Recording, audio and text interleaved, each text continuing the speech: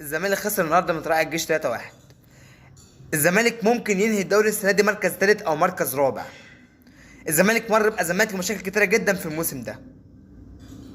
كل ده ما يفرقش مع جمهور الزمالك ولا يفرق معايا، وانا النهارده مش داخل اتكلم على هزيمه الزمالك من طلائع الجيش ولا يفرق معايا. الزمالك حقق كل اللي هو عايزه في هذا الموسم. خد الكونفدراليه الافريقيه اللي هو كان بيسعى لها من اول الموسم. 2.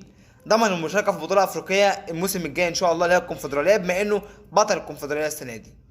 3. لسه عنده امل في بطوله كاس مصر ومستمر في بطوله كاس مصر اللي بالمناسبه الاهلي انسحب منها، وحتى الان الاهلي لسه ما خدش حكم فيها او لسه ما خدش عقاب ليها مباشر. سبحان الله، الزمالك قال لك انا هنسحب من الدوري، الدنيا كلها انقلبت ان الزمالك خلاص بالمشاكل. ليه بقى ما سمعناش صوت للمسؤولين لما الاهلي انسحب من بطوله كاس مصر؟ معرفش، ادينا هنتابع ونشوف مع بعض. انا كمشجع زملكاوي كل اللي قلت لك ده ما يفرقش معايا.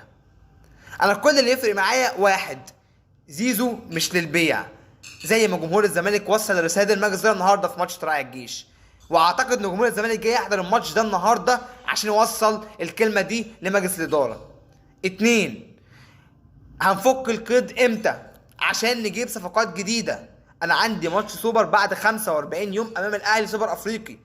انا مش هروح الماتش ده افرج على نفسي لا اله الا الله.